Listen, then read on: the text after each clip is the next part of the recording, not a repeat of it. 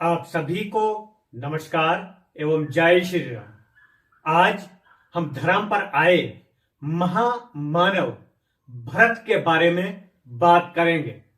मर्यादा पुरुषोत्तम भगवान श्री राम के भाई भरत के बारे में बात करना छोटा मुंह बड़ी बात होगी। भरत के बारे में बात करना जल से अग्नि उत्पन्न करने के बराबर है, परंतु मेरे दिमाग में ऐसी कुछ बातें आई हैं जो मैं आपके साथ साझा करना चाहता हूं। श्री राम वनवास के बाद जब भरत जी ननिहाल से वापस अयोध्या आए तो कक्ष में पिता महाराज के दर्शन न होने के बाद माता कैकेयी के कक्ष में गए और उन्हें श्वेत वस्त्रों में देखा तो भरत आश्चर्यचकित हुए। और कवि सतीश रजन लिखते हैं कि तेरा स्वरूप क्यों ऐसा है, दिखता है सब बदला बदला, घर में सन्नाटा कैसा है, मेरे पूज्य पिताजी दिखते नहीं, कुछ तो बतलाओ है माता। अवसाद निपट मुझे घेर रहे, स्वयं विवेक बल है जाता, अपने निवास में नहीं है वे, न राम भवन कौशल्या भवन, न मात सुमित्रा के संग है। माता कैकेयी ने बोला, हे बात अटल सुन ले बेटे, हे अटल सत्य सुन ले बेटे, संसार में आते जाते सब है नहीं अमर, जग में कोई एक दिन चिर निद्रा पाते सब, मरकर जाते हैं सब जहां, जप कर परमेश्वर का परम नाम। वैसे राजा जग छोड़ चले, प्रभु देवे वैकुंठ धाम, कैसे बतलाए कैकेयी वो कैसे अपनी बात कहे, अब नहीं सुहागन मां तेरी, महाराज जगत में नहीं रहे। माता कैकेयी जी बोली, घटना सारी एक एक कर विधिवत तुमको समझाती हूं, कब कैसे हुआ ये सब कुछ विस्तार से तुमको बतलाती हूं। तुमको ये विधिवत पता नहीं, राजा मेरे संग एक रण जीता, परिणाम रूप 2 वर पाए, वरदान था वो अब तक रीता। पहले वर में मैंने मांगा, सुत भरत मेरा अविधेश बने, और राम निवास करे जाकर 14 वर्षों तक जंगल में। ये सुनकर भरत जी बहुत चिंतित हुए और उन्हें अंतर मन में बहुत घात लगा और माता कैकेयी से बोले, कैकेयी ये क्या कर डाला, करवाया पितु का स्वर्ग गमन, भैया को जंगल भेज दिया, कैसे माना ये तेरा मन।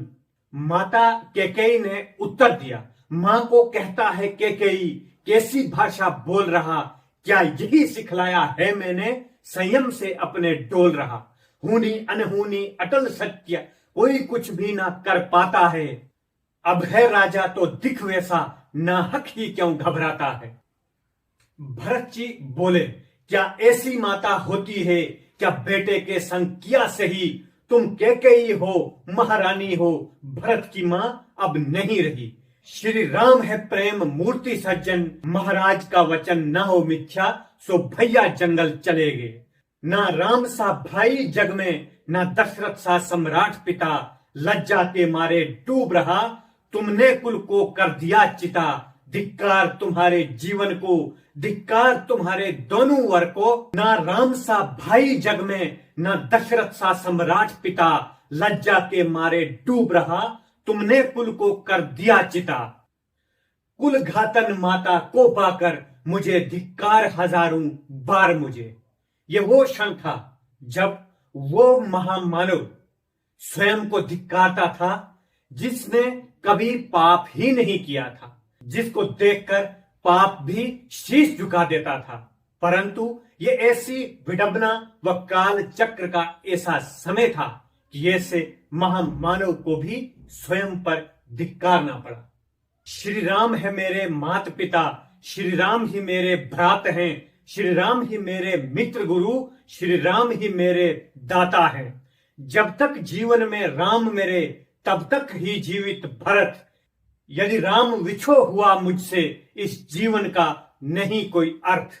इस अवध राज की बात तो क्या, त्रैलोक्य राज ना स्वीकारूंगा। और माता कैकेयी से कहा, आखिरी बात सुन कैकेयी, तेरी चाह में आग लगाना है। ये राज्य सदा से राम कथा उनको वापस दे आना है। जब तक वे अवध नहीं आते तब तक मैं चैन न पाऊंगा। श्री राम बिना कुछ ना सूझे, दुख का सागर परवारा था। थे लाल नयन आंसू से भरे, लगता कुंवर अंगारा सा।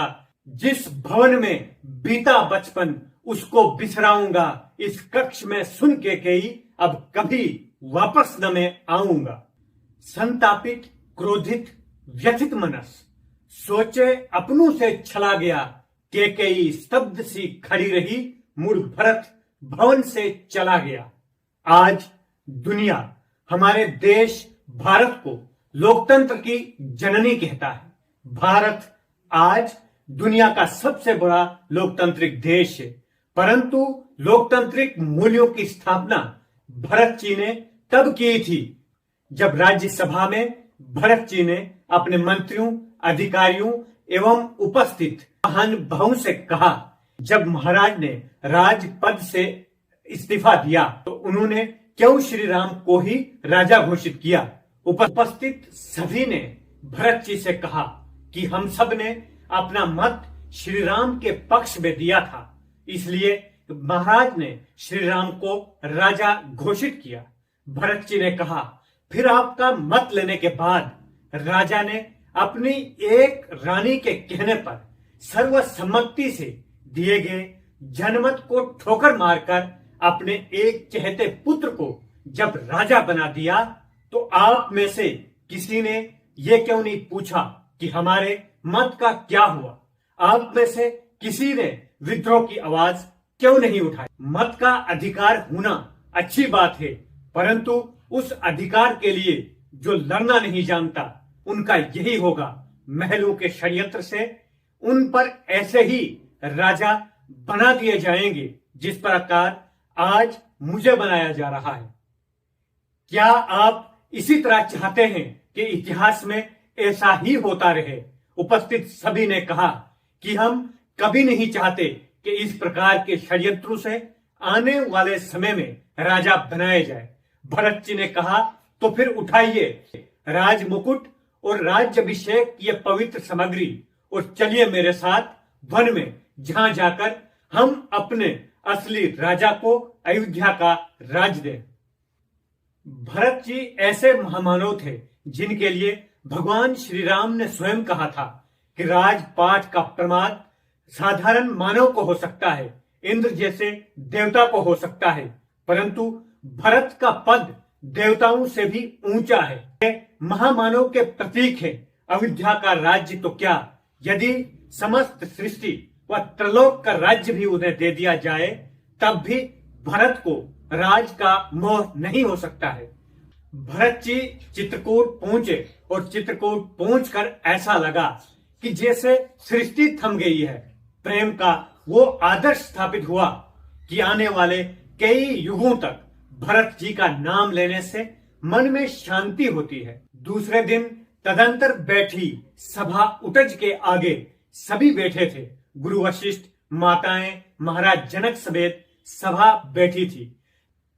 तदंतर बैठी सभा उटज के आगे नीले वितान के तले दीप भव जागे।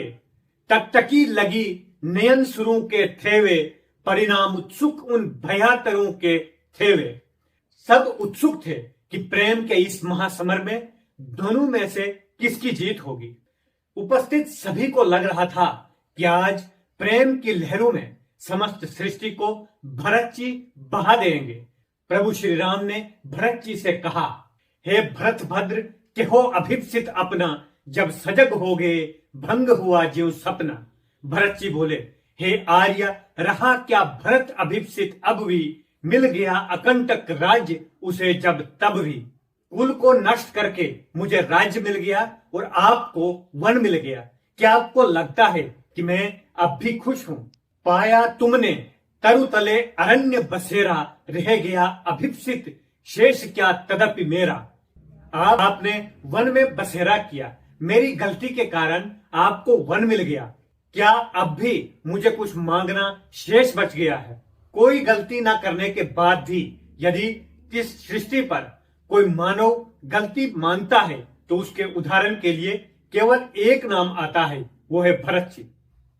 भरत जी ने भगवान श्री राम से कहा कि पिता महाराज ने हमें एक को वन और दूसरे को राजा बनने के लिए कहा है, इसलिए हे प्रभु मेरी आपसे निवेदन है कि मैं वन में रहूंगा और आप राजा बने। इस पर भगवान श्री राम ने उत्तर दिया कि धर्म कोई वस्तु नहीं जिसका आदान प्रदान किया जाए, धर्म व्यक्तिगत है, इसलिए तुम्हें 14 वर्षों तक तुम राजा बनो और मैं वन में रहूंगा। इस प्रकार हम दोनों अपने पिता की आज्ञा का पालन करने के बाद 14 वर्षों के बाद मैं पुनः आकर आपसे आपका राज ले लूंगा। इस पर निर्णय करने के लिए महाराज जनक को बताया गया। जब भरत जी महाराज जनक के पास गए कि आप न्याय कीजिए, महाराज जनक ने उनसे कहा कि समस्त सृष्टि में इस समय भरत की जय जयकार हो रही है। भरत, तुमने इस समर में जीत हासिल की, परंतु प्रेम का उदाहरण यदि स्थापित करना है तो तुम्हें निस्वार्थ प्रेम करना होगा। अपने प्रेमी श्री राम के पास जाओ और उनसे कहो कि उन्हें किस बात में खुशी है। इस पर भरत जी ने जब भगवान श्री राम से कहा कि मैं क्या करूं जिस पर आपको संतोष हो, उस पर भगवान श्री राम ने भरत जी से कहा कि तुम 14 वर्षों तक मेरे राज्य को संभालो और 14 वर्षों के बाद जब मैं अयोध्या वापस आऊंगा तो मैं तुमसे अपना राज्य ले लूंगा। उसके बाद माता कैकेयी भगवान श्री राम के पास गई और माता कैकेयी ने बोला, कहते आते थे यही सब नरदेही, माता न कुमाता पुत्र कुपुत्र भले ही, पर आज ये सुने विरुद्ध विधाता है पुत्र पुत्र ही बनी कुमाता माता। युग युग तक चलती रहे कठोर कहानी, थी रघुकुल में एक अभागन रानी। थूके त्रैलोक की मुझ पर भले ही थूके, जो कोई कह सके कहे क्यों चूके। लेकिन राम एक बात मांगती हूं तेरे दरबार में, जो भी आता है उसे तुम निराश नहीं करते हो। आज तेरे दरबार से मैं एक बात मांगती हूं कि छीने ना भरत का किंतु मात्र पद मुझसे, हे राम दिवाई करूं और क्या तुझसे। नियति का कैसा काल चक्र था कि एक माता अपने पुत्र को स्वयं के लिए मांग रही है। ऐसी विडंबना थी कि विधि ने ऐसी योजना बनाई कि माता कैकेयी को भगवान श्री राम से अपना पुत्र भरत मांगना पड़ा। भगवान श्री राम ने उत्तर दिया, हे अम्ब तुम्हारा राम जानता है सब, इस कारण वे कुछ खेद मानता है कब। इस पर माता कैकेयी ने जल्दी से याद दिलाया कि देख, बचपन में तू कौशल्या से कहता था कि मुझे जल्दी से माता कैकेयी के पास ले जाओ, और कौशल्या मेरा दरवाजा खटखटा कर कहती थी, होने पर बहुधा अर्धरात्रि अंधेरी, जी जी आकर करती पुकार थी मेरी। कोयल तेरा कूक राम यह जागा, निज मंजली मां का स्वप्न देख उठ भागा। राम ने उत्तर दिया, मैं वही राम तू वही कैकेयी मेरी, 100 बार धन्य वे एक लाल की माई, जिस जननी ने जना है भरत सा भाई। समस्त प्रजा पागलों की तरह चिल्लाई, 100 बार धन्य वे एक लाल की माई, जिस जननी ने जना है भरत सा भाई। भरत जी भगवान श्री राम की खड़ावा लेकर वापस अयोध्या आए और अयोध्या में आकर उन्होंने निर्णय लिया कि मुझे नंदीग्राम में रहना चाहिए। इस प्रकार भगवान श्री राम कंदमूल खाकर अपना जीवन व्यतीत कर रहे हैं, उसी प्रकार मैं भी राजभोग का त्याग करके कंदमूल और धरती पर बिछोआ बिछाकर अपना राज्य कार्य करूंगा और भगवान श्री राम की खड़ावा को प्रतीक मानकर मैं उनका कार्य करूंगा। इसके लिए उन्होंने ये आवश्यक समझा कि मुझे गुरुदेव वशिष्ठ जी की आज्ञा अनिवार्य है। वे गुरु वशिष्ठ जी के पास गए और उनसे कहा कि मुझे अब नंदीग्राम में रहना है, इसके लिए मुझे आपकी आज्ञा चाहिए। उस पर गुरु वशिष्ठ जी ने कहा कि हे भरत, तुम जो करोगे जो सोचोगे वही धर्म कहलाएगा। तुम धर्म के प्रतीक हो, तुम्हें किसी की आज्ञा की आवश्यकता नहीं है। 14 वर्षों तक भगवान श्री राम ने धरती से अनाचार को समाप्त किया और भरत जी ने अयोध्या का राज काज किया। 14 वर्षों के बाद जब श्री राम वापस आए तो एक प्रेरणादायक वाक्य गोस्वामी तुलसीदास जी ने बताया कि जब भरत जी ने माता सीता के चरणों में अपना शीश रखा तो गोस्वामी तुलसीदास जी कहते हैं कि वो शीश तो धन्य होना ही था, परंतु वो चरण भी धन्य हो गए जिन चरणों में वो शीश पड़ा। गोस्वामी तुलसीदास जी लिखते हैं, अन्योन्य पावन मभु दुभयम समेत तुहा, कि वो सिर और वो चरण दोनों धन्य हो गए।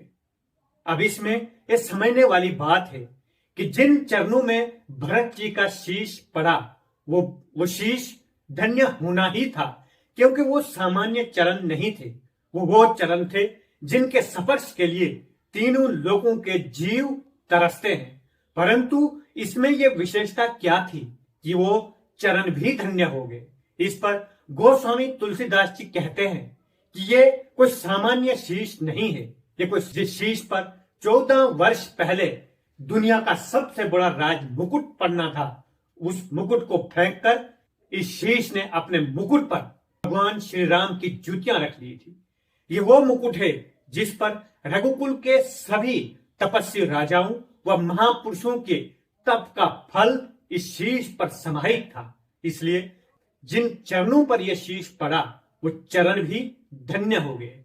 इस प्रकार हमने धरती पर आए महामानव भरत जी के बारे में कुछ बातें कही।